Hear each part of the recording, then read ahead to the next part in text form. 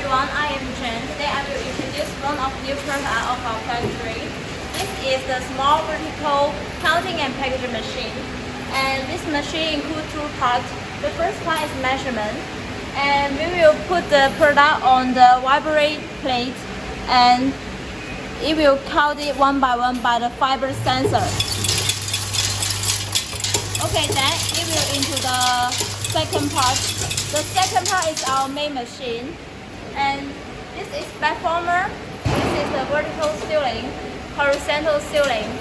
And we can set the parameter on the touch screen. Okay, and we have some options of this machine.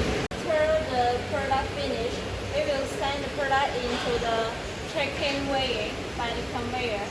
And the checking weighing is used for double check the product.